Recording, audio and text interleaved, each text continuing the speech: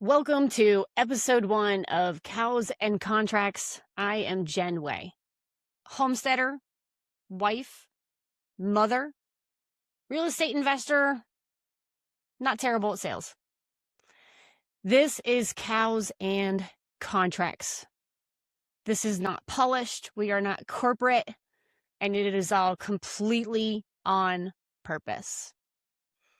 We're here to talk about my origin story today and the adventure of this thing called life. So I grew up in a small town, rural Ohio. I oftentimes describe it to people as more cows than people. And I declared very early on that I was leaving, that I was not going to stay there, that the big city was for me. I mean, I was very adamant. I made a point to, when I graduated, I made them announce when they said what university I was going to, made them announce that it was in Coral Gables, Florida, because I chose the University of Miami and worked hard to get in. Plan was to chase Dolphins. Studied in their undergraduate program, and at the exact same time, my freshman year, had a dream to make the track team. I had ran in high school and did very well for myself.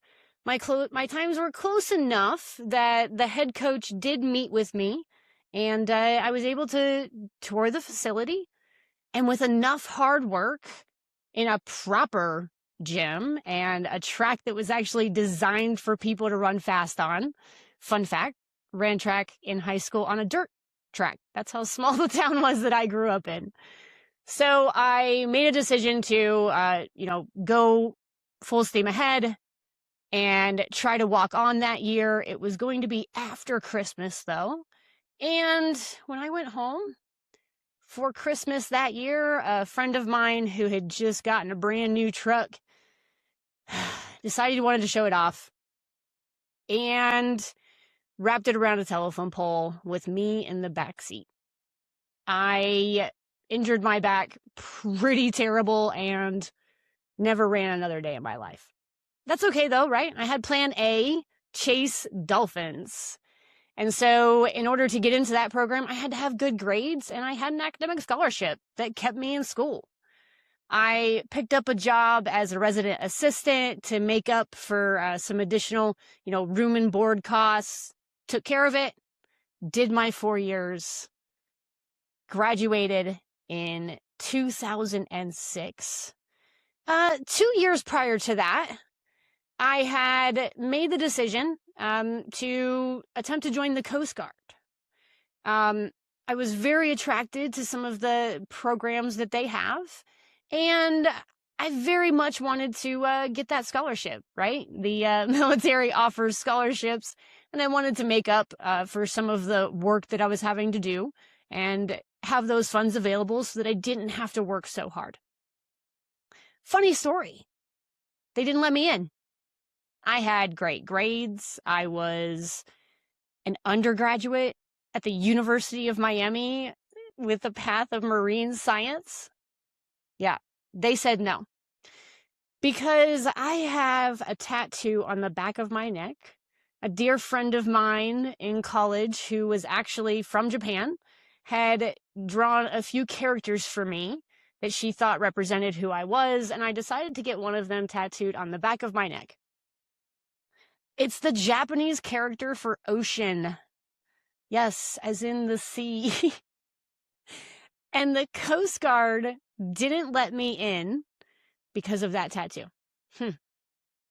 Life sure is ironic. So, I stick it out. I graduate in 2006, December. It did take 4.5 years. Not soon thereafter, the economy decided to take a dive. Research jobs were gone. Science industry tends to get smashed first. I landed a job as a bartender, eventually started to work in more high-end restaurants. I was in Miami, right? I started making good money. 6 figures a year just serving burgers and French fries. Stayed for a while. Wasn't the plan, right? No more Dolphins, no more track. Not the plan. Figured it out. Then one day, a friend of mine walks in and starts flashing a real estate check for more money than I've ever seen in one sitting, that's for sure. And I thought to myself instantly, if she can do that, what could I do? I mean, that math took 3 seconds.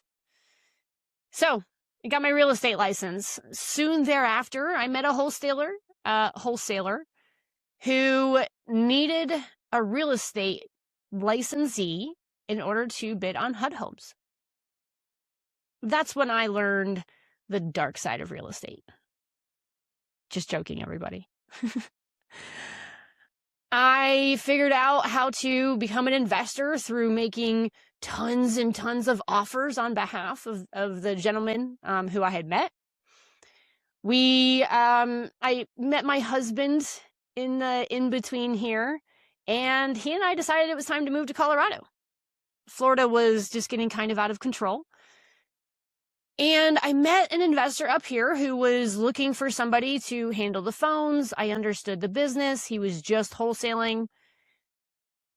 After about a year or two, I had managed to work my way into being a very integral part of the company. Eventually promoted to CEO. And we did very well. We started in wholesaling. Then we decided to flip our own houses. We bought some multifamily, put some, long-term investments into the portfolio. Then we pivoted to land, and we were buying and selling land. We were also buying it, holding it, selling it on notes, having that long-term income, that cash flow part of the business really set up. And then 2020 hit. COVID. At the time, I was living in Colorado Springs. And my husband and I were already married. He was no longer boyfriend. We were married at this point. The crime got out of control in Colorado Springs. And while my husband was running the business that was actually flipping the houses for us, we were directly a victim of a major crime. On the cameras, when we checked the day after to figure out what happened to our trailer that was parked in the driveway, we witnessed 4 individuals walk directly onto the property. They brought a battery-powered grinder, cut off all the locks, the trailer lock, the wheel locks, all the locks on the trailer, big enclosed trailer full of all my husband's tools. And then the 4 of them just put their hands right on the tongue of that and walked off. I had the footage. I called the police department. They didn't even take the evidence. They forgot to take the USB drive with the video of this happening. Now, if you don't know me at all, then you don't know that my husband is a Marine. And he did 5 tours in Iraq. And that instantly transported him back in his mind. One moment. That's all it took. It's time to get out of the city. And lucky for me, somebody reached out to the real estate investment business and wanted to sell an adorable cabin in a lovely little town called Beulah, Colorado. And so we decided to move to the country. Now, it's a mountain valley town, so it's not necessarily country. However, only about 1,000 residents there, and we were out of the city and away from all that crime. Didn't take us very long to settle into the homesteading life. We built a greenhouse, started growing our own food. We got bees. Then we got some goats. And then we found Wednesday, our family milk cow. At the time, we were very ignorant and very green. And when we went to the farm where they were selling these cattle, I remember very distinctly walking up to the gentleman who owned the place and telling him that I saw his ad and I was here to take a look. And he said, "Well, how many head do you want?" And I looked at him and I said, "Sir, I don't know what that means, but I would like 1 cow." And he looked at me like there was a third eyeball that had just popped out of my forehead right then and there. Didn't stop us. We found Wednesday, we brought her home, we figured it out. Now, here I am. We have since moved from the cabin. We now live on 25 acres. We have a beautiful piece of property still in the Beulah area. Gorgeous view of Greenhorn Mountain. And all of this built on the new plans. None of where I am living and what I'm doing. Remember, I told you that when I was in high school, I made it very clear that I was leaving this small town and living in the city. And then here I was. Every single part of this story was exactly the right move. Every door that closed, I found a window. Every single time. See, my husband's not the only Marine in my life. My father was also a Marine. And he married a woman equally as tenacious. Real estate and homesteading run on the exact same engine. Act before you're ready. Learn it in the field. It does not care about your feelings. Every single one of you listening to this podcast right now has a truck that destroyed your sprinting career. You have a version of my story. And it wasn't about the thing that happened. You didn't choose your truck moment. None of us chose COVID. In those moments, the questions are not about whether it's going to happen. It is only about how are you going to respond? That's it. What are you going to do the next day? You cannot wait to participate in your life. If we had waited until we were ready, we never would have found the peace and just pure beauty of living on a homestead, milking my own cow, putting my own meat in the freezer. Never would have gotten here. If I had waited to understand what wholesaling was when I got my license, I never would have agreed to work with somebody who called himself a wholesaler. I didn't know what that was. They didn't teach that in real estate school. Don't wait to participate in your life. Now, what is this show? I hope by now you realize that I am not trying to create a typical podcast.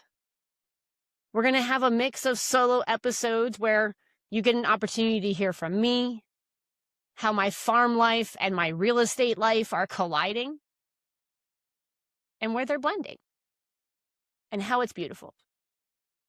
I'm also going to release guest episodes of real coaches, real estate investors. We're going to have real conversations. If you're looking for something that's going to amp you up and be all about the sunshine and rainbows in real estate, don't continue listening to me. This is a no fluff, no script space. The flowchart is the guide, which is exactly what I teach in sales. It's all exactly the same thing. In here, we're going to be direct. We're going to talk about the hard parts of this, and we're also going to talk about how you can win. To my existing community, you've already been living cows and contracts with me for the past several years. Now it has a name. To everybody else, welcome.